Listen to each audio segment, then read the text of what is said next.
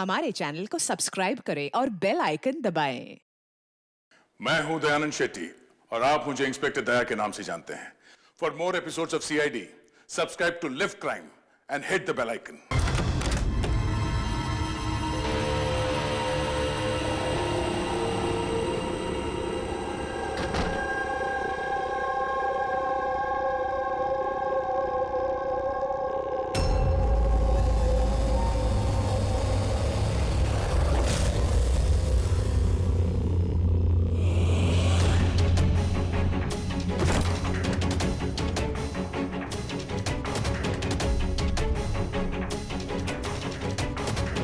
बकुल से आज बात करनी पड़ेगी,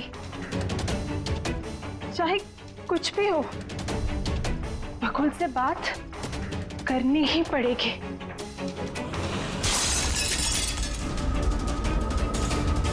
घर में तो कोई नहीं है, ये आवाज कैसे?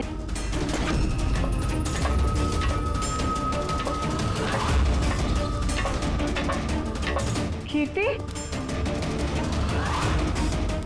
बकुल,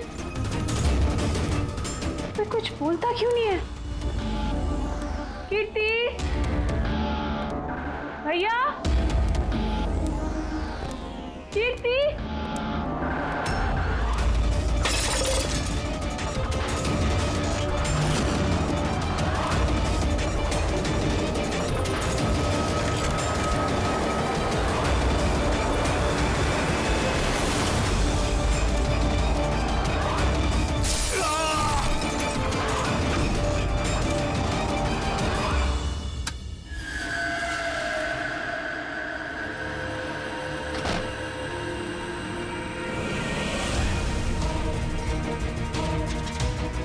भैया का सूटकेस।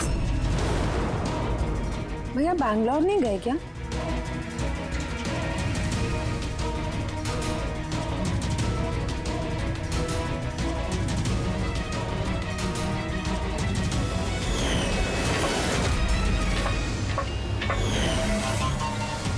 भाभी भी वापस आ गई।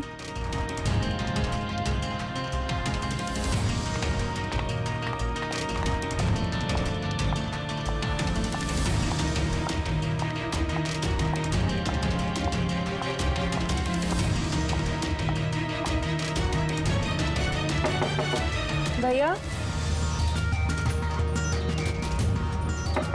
बकुल भैया, भैया आप बैंगलोर नहीं गए क्या? भाभी,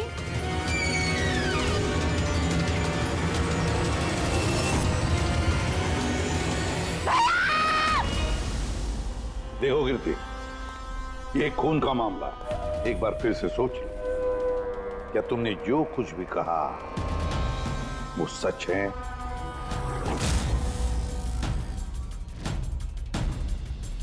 सर, हमें नहीं लगता है कि ये बात सच है। आपके लगने या ना लगने से कोई फर्क नहीं पड़ता। जब आपसे कुछ पूछा जाएगा तभी बोलना। हो सकता है ये सच बोल रही हो, क्या पता।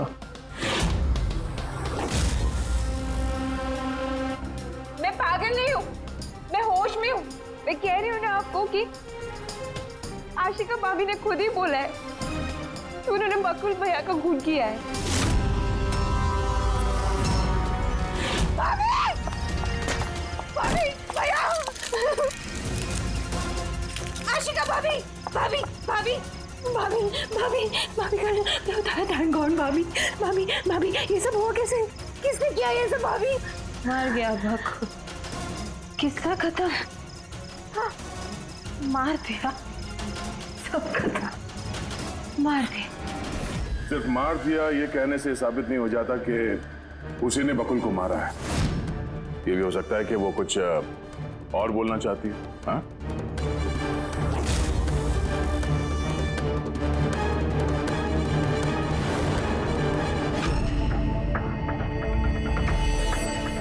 एक बात बताओ, जब बकुल का खून हुआ उस वक्त तुम सब लोग कहां पर थे? कहां थे तुम लोग? मैं और नितिन तो एक दोस्त की शादी में खंडाला गए थे। कीर्ति का कॉल आया और हम भागे चले आए सर। मेरी बिजनेस मीटिंग थी होटल क्रिट्स में, वहाँ एक क्लाइंट के साथ डिनर था। जैसे ही नितिन का फोन आया तो मैं यहाँ पर चला आया। और आप कीर्ति, आप कहाँ थी? मैं बाहर गई हुई थी। कीर्ति बाहर गई थी, चाचा जी क्लाइंट के साथ मीटिंग में थे और आप दोनों खंडाला गए थे। उस वक्त बकुल और आशिका घर में अकेली थी, है ना? बकुल भैया भी बैंगलोर जाने वाले थे, उनकी 11 बजे की फ्लाइट थी और आशिका भाभी तो पार्टी में गई थी। आप सब घर में नहीं थे तो फिर बैंगलोर जाने वाला बकुल वापस क्यों आया घर पे? और ये आशिका, वो पार्टी से वापस क्यों आई? तो वो आप जाकर आशिका भाभी से पूछिए ना कि वो इतनी जल्दी वापस क्यों आ गई। वो तो घर पे ये बोलकर गई थी ना कि वो सुबह वापस आएंगी। वो तो हम पूछेंगे उससे। फिलहाल आप बताइए, आप कहाँ गई थी बाहर? मेरी मदर बैंड्रा रहती है, उनको अचानक फूड पॉइजनिंग हुआ था, मैं उनके पास ही गई थी और फिर वहीं से मैं आई। वाह, हर एक के पास एक्सप्लेनेशन है कि बकुल के खून के वक्त मैं यहां था, मैं वहां थी, मैं वहां गया था। सबके पास एक्सप्लेनेशन है, लेकिन आप सब लोग एक बात अच्छी तरह से याद रखना, हम सीआईडी वालों से सच ज्यादा देर तक छुपता नहीं, सामने आकर ही रहता है।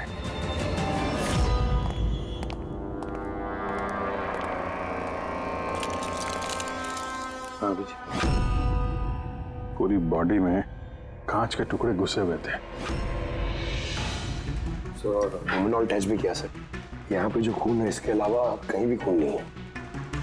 एक काम करो, घर की अच्छी तरह से तलाशी लो, देखो कोई ना कोई सबूत जरूर मिलेगा, है ना?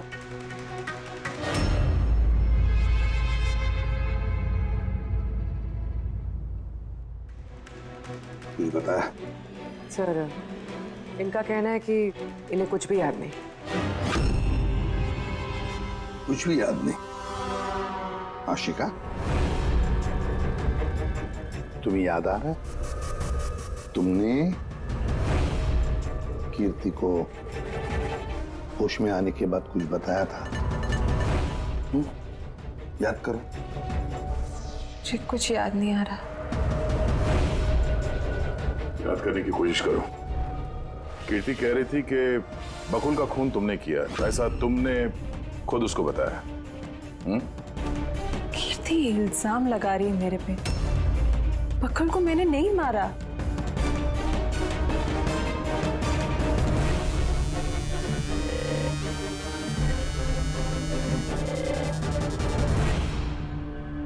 सर, कहीं ये याददाश्त जाने की एक्टिंग तो नहीं कर रही है?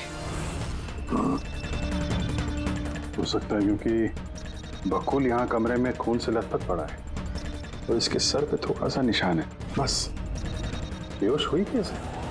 वही तो, इससे सच उगलवाना पड़ेगा। कैसे उगलवाएंगे सर?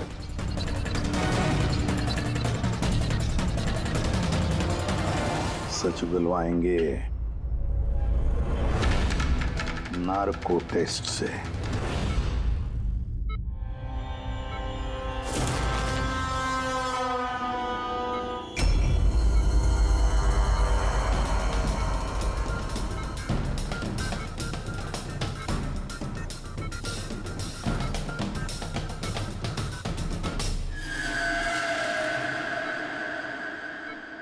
अप्रैल की रात को जब आप पार्टी से घर लौटी तो क्या हुआ था? मैं घर में घुसी, बकुल चिल्ला रहा है। फिर क्या हुआ? फिर मैं रूम में गई देखने के लिए। क्या देखा आपने? मैंने देखा कि जैसे ही मैं अंदर गई तो मैंने देखा बकुल वहाँ पे है, उसकी पीठ से खून निकल रहा था। मैंने वहीं पर एक लड़की की लाश पड़ी हुई देखी। मुझे गुस्सा आया और मैंने वहां पड़ा एक कांच को उठाया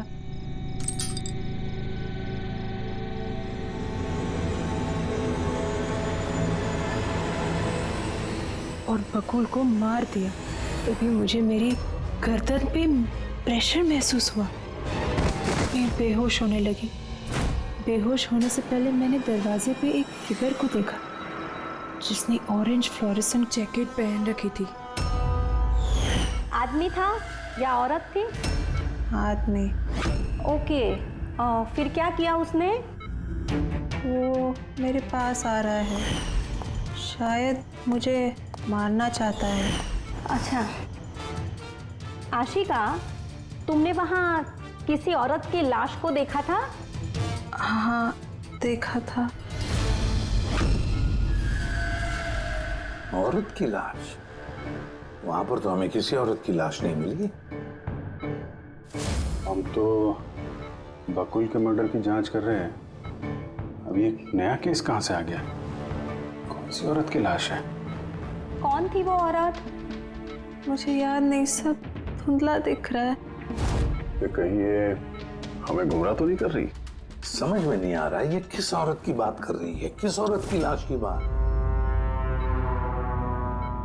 आशिका, तुमने बकुल को क्यों मारा? क्यों मारा बकुल को? ठीक ही हुआ कि वो मर गया। वैसे ही जिंदा रहता तो मैं सड़कों पे धक्के खाती। क्यों? सड़कों पे धक्के क्यों खाते? बदचलन साबित करना चाहता था, तलाक चाहता था मेरे से। अच्छा, वो मरी हुई औरत वो कौन थी? मैंने आपको कहा ना, मुझे याद नहीं वो कौन थी। देखो आशिका, हमें वहां पर किसी भी औरत की लाश नहीं मिली। तो फिर कहाँ गई होगी वो लाश? मुझे जब होश आया वो लाश वहां से जा चुकी थी। और वो फ्लोरेसेंट ऑरेंज कलर का जैकेट पहना हुआ आदमी? वो धुंधला धुंधला सा दिख रहा था, दरवाजे पे ही खड़ा था। शायद मेरे बेहोश होने का इंतजार कर रहा था।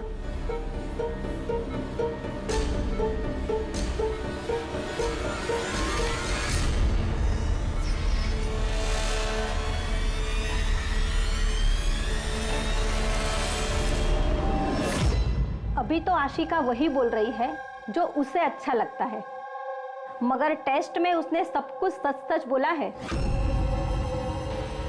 Thank you sir. अगर इसने नार्को टेस्ट में सच बोला है तो हमें उस मरी हुई औरत के बारे में पता करना पड़ेगा। लगता है क्राइम सीन पर दोबारा जाना पड़ेगा।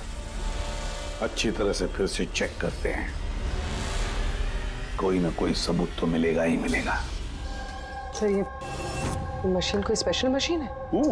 ये मशीन छोटे से छोटा सबूत ढूंढने में भी सक्षम है, जैसे कि माइक्रोब्स जो अक्सर धूल में मिल जाते हैं। और ये जो मशीन है ना, ये इस कमरे में छोटा से छोटा जो डस्ट पार्टिकल होगा ना, छोटे से छोटा, उससे उस जैकेट वाले आदमी का पता बता देगी जो इस कमरे में मौजूद था।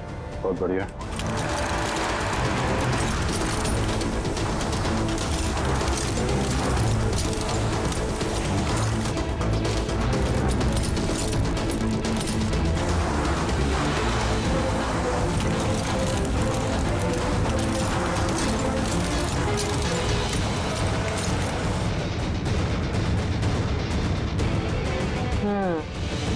ये देखिए,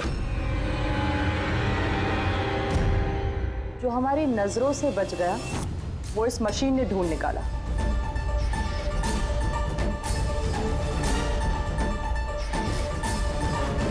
ये तो कोई नाखून लगता है। वो भी नेल पेंट लगा हुआ, डेफिनेटली कोई औरत का है। मगर सर यहाँ कैसे? शायद भागा दौड़ी हाथापाई में किसी चीज से ठोकर लगी होगी और नाखून यहाँ पे रह गया।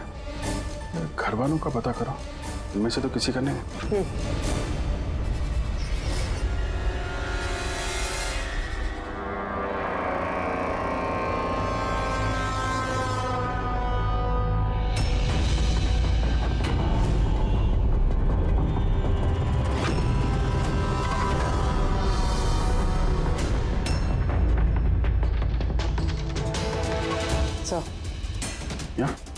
घर में तो किसी का भी नहीं है। शायद उस औरत का होगा जिसकी लाश आशका ने देखी थी। लगता तो ऐसा ही है।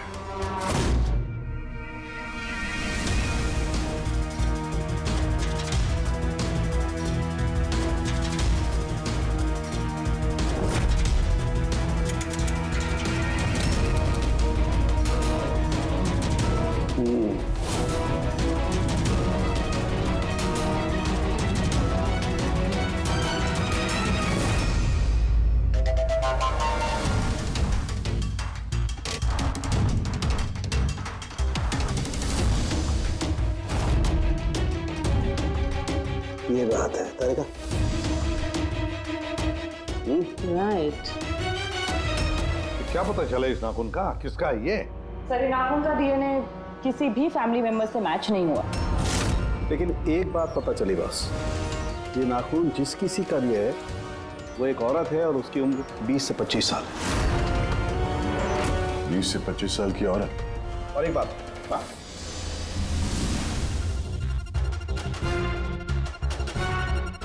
ये जो बारीक बारीक सफेद सफेद कण देख रहे हो ना, ये high percentage of high and है। नाखून में से नहीं। कोई औरत ड्रग एडिक्ट भी है? हाँ, घर परिवार की नहीं, बाहर की है। सर, कोई बाहर वाली वहां पे आई है तो किसी कार, ऑटो, टैक्सी वगैरह ही किया होगा। हाँ, पता लगाना पड़ेगा रिक्शा वालों से, टैक्सी वालों से कि क्या उनमें से किसी ने उसे घर पर छोड़ा है क्या। सर, वो आशिका बता रही थी कोई फ्लोरोसेंट ऑरेंज कलर की जैकेट पहने हुए आदमी था वहां पे। बेहोश होने से पहले मैंने दरवाजे पे एक फिगर को देखा जिसने ऑरेंज फ्लोरेसेंट जैकेट पहन रखी थी। वो कौन है, कहाँ से आया, कहाँ गायब हो गया, उसके बारे में ही पता लगाना पड़ेगा। और सर, जितने ड्रग पेडलर्स हैं उनसे भी पता करना पड़ेगा कि कितनी औरतें ये हाई एंड लेती हैं।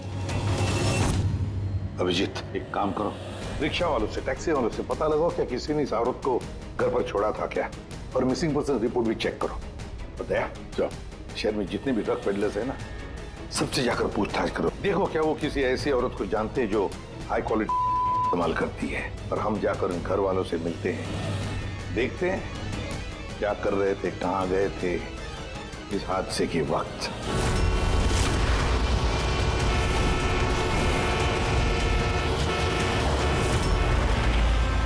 तुम्हारी एसोसिएशन से पता चला है कि 10 तारीख को यानी परसों रात में तुमने शांति निवास बंगलों में किसी लड़की को छोड़ा था। हाँ सर, छोड़ा था। कितने बजे की बात है? सर लगभग 1 बजे की बात है, उसी बंगलों में। सर बहुत नशे में थी वो, और बार बार अपने हस्बैंड को गाली दे रही थी। अच्छा। जी सर।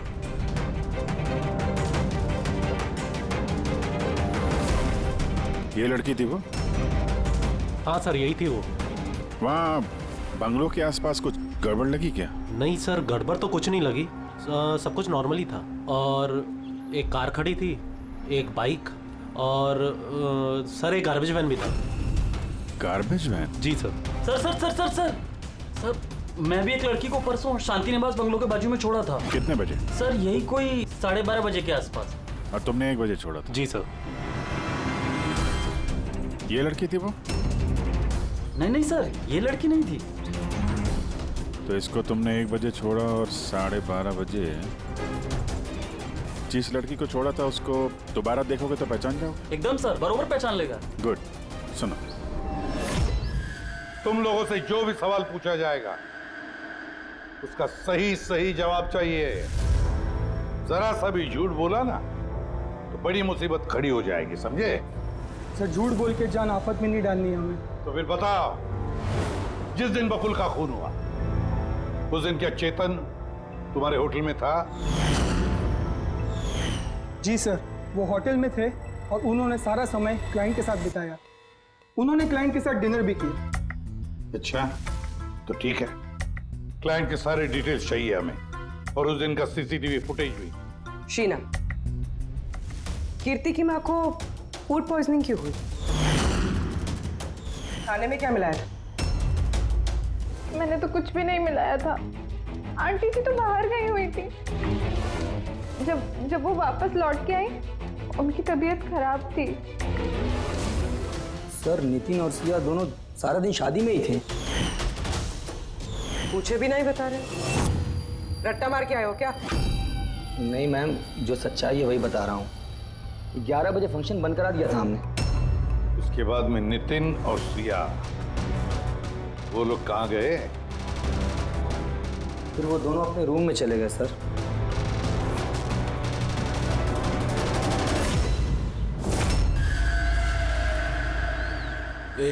ये माल किधर मिलेगा?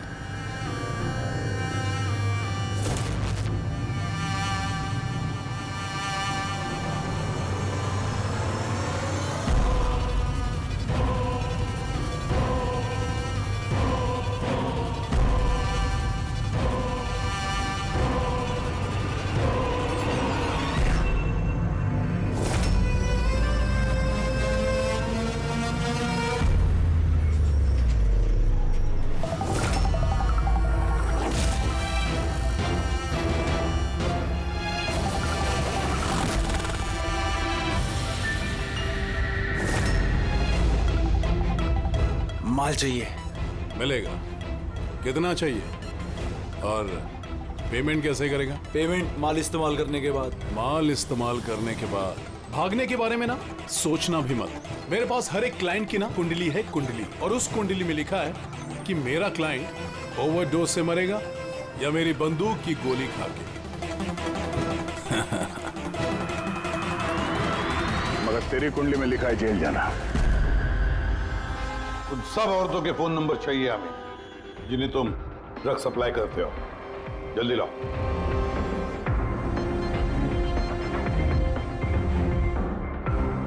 पूर्वी, देखो जरा कॉल करके देखो इन सारे नंबर्स पर। देखो कोई गायब तो नहीं है।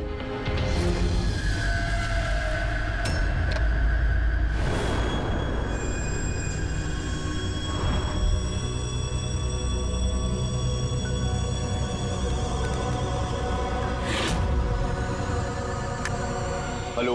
हाँ जी, मैं सोनारिका से बात कर सकती हूँ? देखिए मैम, सोनारिका जो है 2 दिन से यहाँ काम पर नहीं आ रही है। क्या? और जिसकी वजह से हम लोग भी परेशान हैं। 2 दिन से? ठीक, थैंक यू।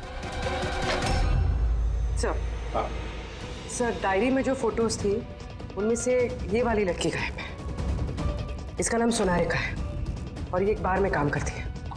2 दिनों से गायब है। ये सोनारिका, ये तुम्हारी क्लाइंट है? हाँ सर। इसी लड़की को छोड़ा था तुमने? हाँ सर, यही थी, यही थी। आशिका ने इसी को देखा होगा। बकुल के परिवार वालों को अंदर देख रहा हूं। जरा ध्यान से देखिए ये फोटो। ये वो लड़की है जिसकी लाश आपके घर से मिली थी। आप लोग जानते हैं सर? हाँ? नहीं सर। मैंने देखा है इसे बकुल भैया के साथ 2 महीने पहले।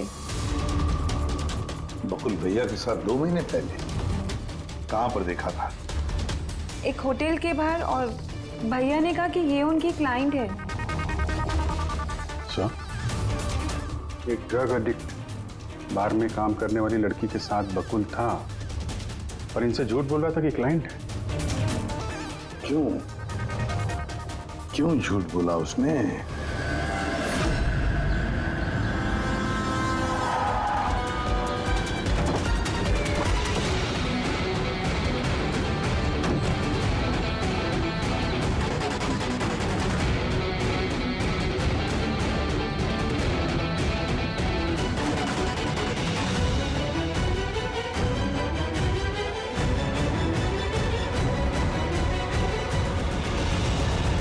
ये सोनालिका यहीं पे काम करती थी ना? जी हाँ, यहीं काम करती है। आप लोग कौन? सीआईडी। सोनालिका का खून हो गया। क्या? इसीलिए वो 2 रात से यहाँ काम पर नहीं आ रही है। हाँ, मगर हमें उसकी लाश नहीं मिली है। और के साथ साथ ये बकुल नाम का आदमी है, इसका भी खून हुआ। हम ये जानना चाहते हैं कि सोनालिका का इस बकुल के साथ क्या संबंध है? संबंध के बारे में तो नहीं पता, लेकिन हाँ, ये आदमी कभी कभी हमारे बारे में सोनालिका को लेने आता था। फिलहाल आपको इसके बारे में ज्यादा जानकारी तेजी ही दे सकती है साहब। ये तेजी कौन है? सर ये है तेजी। तेजी, सोनाली का तुम्हारी दोस्त थी। ये बताओ कि इस आदमी के साथ सोनालिका का क्या संबंध है? सर, सोनालिका का बकुल के साथ अफेयर चल रहा था। बकुल उसके सारे रईसों वाले खर्चे उठाता था, पर उसको हमेशा बकुल से कुछ ना कुछ शिकायतें रहती थी। कैसी शिकायत रहती थी? वो कहती थी कि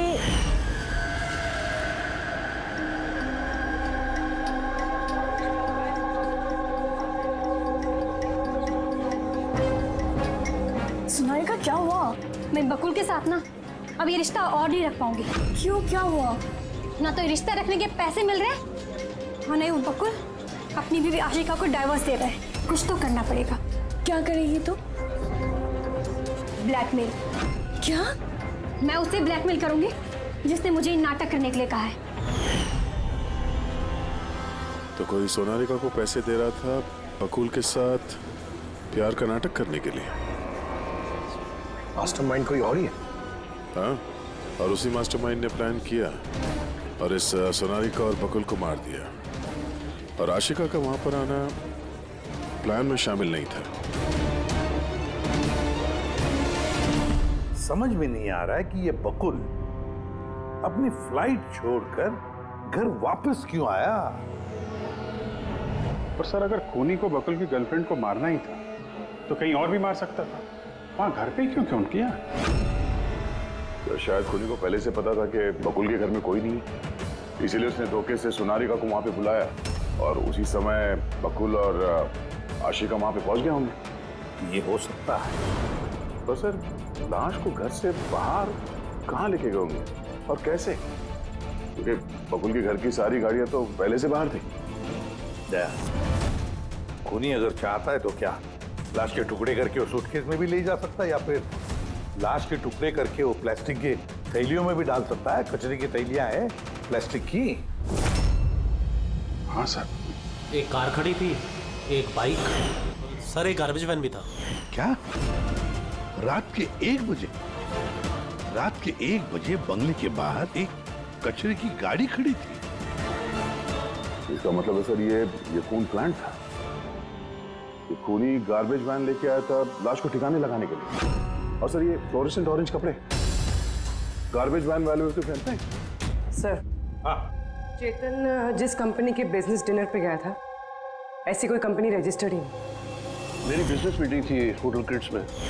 और कीर्ति की माँ ने बाहर कुछ भी नहीं खाया। मेरी मदर बांद्रा रहती है।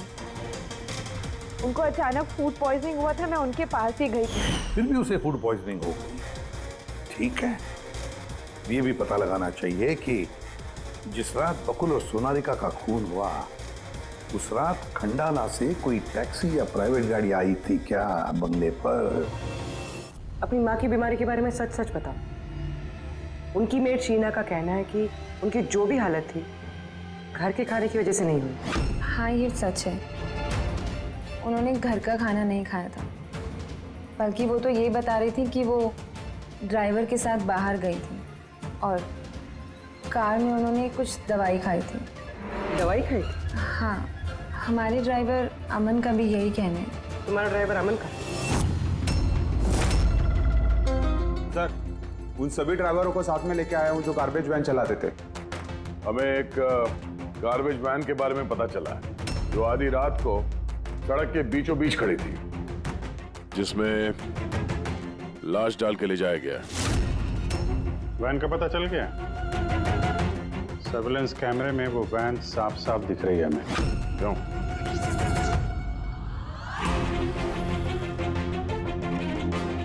तुम हो ना उस वैन के ड्राइवर? नहीं सर, मुझे कुछ नहीं पता। मेरा भाई लेकर गया था सर उस वैन को। अब वो उसे कहाँ लेकर गया था और क्यों लेकर गया था मुझे कुछ नहीं बताया सर उसने। फोन लगा उसको? जी सर।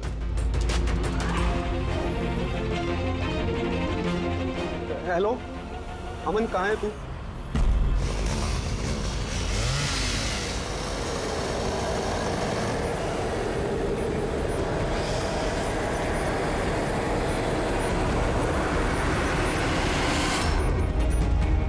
क्या भाई, कैसा है?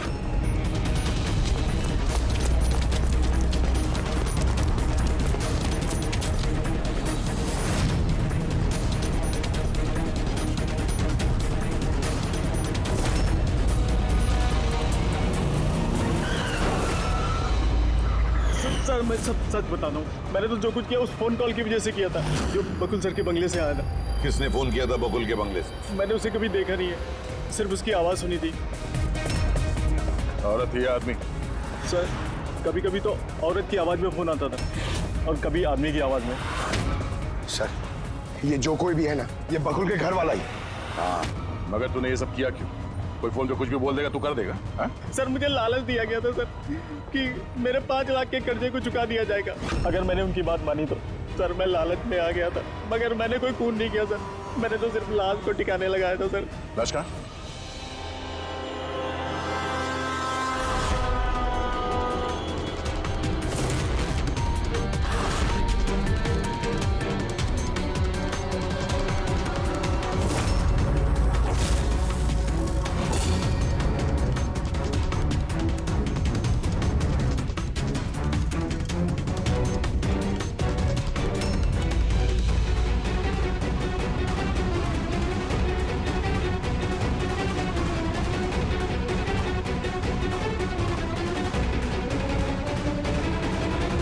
बॉस, इस लड़की का गला घोटा गया है, शायद इसी से इसकी मौत हुई है। तो इसीलिए सोनारिका की खून का कोई भी निशान नहीं था क्राइम सीन पर। और उसके पैर के अंगूठे का नाखून भी उखड़ा हुआ है।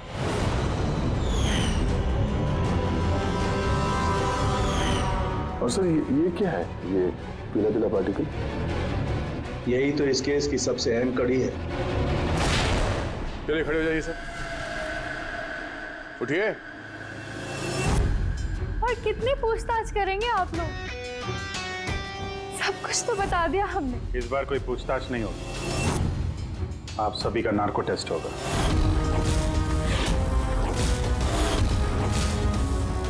नार्को टेस्ट क्यों पर? क्योंकि आप में से कोई है जो सच नहीं बोल रहा। आपके पास कोर्ट की परमिशन है इस नार्को टेस्ट के लिए? जी हाँ, परमिशन के बिना हम कुछ नहीं करते।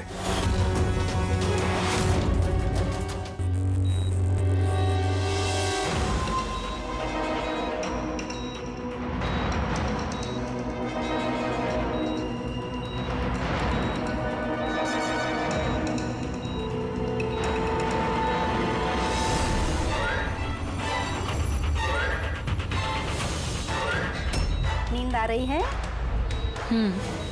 जो मैं आपको बोलूंगी उसका सही सही उत्तर दीजिएगा, ठीक है? सोनारिका को जानती हो? हाँ। बकुल का अफेयर था सोनारिका के साथ, ये भी जानती है आप? हाँ, मुझे दोनों पे शक था। क्या आशिका ने सोनारिका का खून किया है? आशिका जानती नहीं थी सोनारिका को, तो खून कैसे करेगी? अभी आपको नींद आ रही है? हाँ। सोनारिका को जानते हो? नहीं। बकुल का अफेयर था सोनारिका से, ये जानते होंगे आप? नहीं।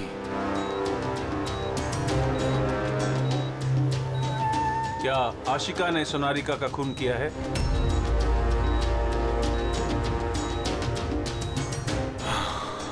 आशिका सोनारिका को जानती थी। आशिका ने ही बकुल और सोनारिका का खून किया है। उसी ने ये खून की साजिश रची थी। आशिका की हरकतें कुछ दिनों से काफी अजीब थी। ये बात मैंने बकुल को बताई थी। क्या हुआ सर? हुआ कुछ नहीं नितिन, सिर्फ इतना बताना था कि ट्रुथ सीरम के असर से इंसान सिर्फ उतना ही बताता है जितना उसे पूछा जाता है, ज्यादा कुछ नहीं बताता। अब बात यह है कि इंसान का दिमाग अपना मेमोरी शेयर करता है पर ओपिनियन नहीं देता, जैसे तुमने अभी दिया। अब सारी असलियत फटाफट बता दे, वरना असली वाला सीरम देना पड़ेगा तुझे। असली ट्रूथ सीरम मतलब? मतलब ये कि हमने जो सीरम दिया था वो ट्रुथ सीरम नहीं था। ग्लूकोज का इंजेक्शन था। व्हाट? शक तो हमें तुम पे पहले से ही था, लेकिन सारी सच्चाई तुम्हारे मुंह से सुनना चाहते थे। नितिन, सब कुछ तुमने बड़ी सफाई से, बड़ी चालाकी से किया था, लेकिन सोनारिका के चेहरे पर जो हल्दी लगी थी ना, उसने तुम्हें पकड़वा दिया। वही हल्दी जो शादी के वक्त तुम्हारे हाथ में लगी थी। ये पीला पीला पार्टिकल दरअसल हल्दी है, और इस हल्दी में आटा और तेल भी मिला हुआ। आटा, तेल, हल्दी। चेहरे पे हल्दी नहीं है, सिर्फ यहाँ कदम के पास। कहाँ से आई होगी ये हल्दी? सर, सिया बता रही थी कि वो लोग खंडाला गए थे शादी के लिए, और वहां पे हल्दी की रस्म में शामिल भी हुए थे वो लोग। बकुल 500 करोड़ का एम्पायर चला रहा था, वो एम्पायर जो मैंने सेटअप किया था, लेकिन वो मुझे ही उस एम्पायर से बेदखल करने की फिराक में था। तो फिर उससे बात करते थे, उससे समझाते थे। बात करने की कोशिश की थी सर, कई बार कोशिश की थी, लेकिन वो सुनता तब ना। भाई था वो मेरा, मैं नहीं मारना चाहता था उसे, लेकिन वो पूरा एम्पायर अपने नाम पे करवाना चाहता था। इसीलिए फिर मैंने भी एक प्लान बनाया। क्या प्लान बनाया? बकुल और आशिका के आए दिन झगड़े होते रहते थे। वो आशिका को छोड़ना चाहता था। मैंने सोनारिका को पैसों का लालच दिया और उससे कहा कि बकुल से झूठ मूठ का प्यार का नाटक करे, और एक दिन आगे जाके उससे शादी भी करे। दरअसल मैं सोनारिका के जरिए अपना एम्पायर हासिल करना चाहता था। मगर उसे क्यों मान दिया? वो तो तुम्हारा साथ दे रही थी। शुरू में सर, लेकिन बाद में उसने मुझे ब्लैकमेल करना शुरू कर दिया। और इसलिए तुमने सोनारिका को धोखे से घर बुला लिया। हाँ सर, उस रात मैंने ऐसी सिचुएशन क्रिएट की जिससे कि सब लोग घर से बाहर रहे। मैं भी सिया के साथ खंडाला चला गया, और जैसे ही सिया ने दवाई ली और सो गई, मैं फौरन टैक्सी पकड़कर यहां आ गया और अमन को बुला लिया। सोनारिका के घर पहुंचते ही, देखो सोनारिका, मेरी बात समझने की कोशिश करो। अगर बीच रास्ते में तुमने मेरा साथ छोड़ दिया तो मेरा पूरा प्लान चौपट हो जाएगा। हो जाए प्लान चौपट, मुझे कोई फर्क नहीं पड़ता। और वैसे भी मुझे उस बकुल में कोई इंटरेस्ट नहीं है, और ना ही मैं उससे प्यार करती हूँ और ना ही मैं उससे शादी करना चाहती हूँ।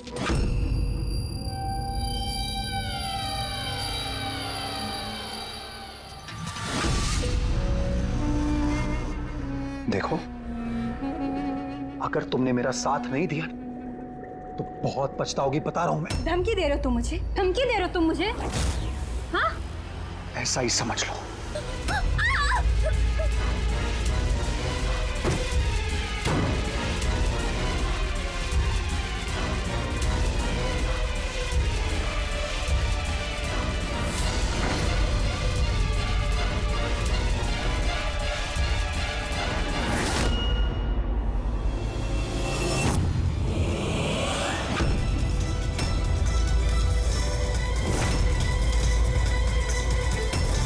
भैया बकुल, ये क्या किया आपने? ये सोनारिका मुझे फंसाना चाहती थी। मैं पुलिस को बुलाऊंगा। बकुल बकुल बकुल बकुल!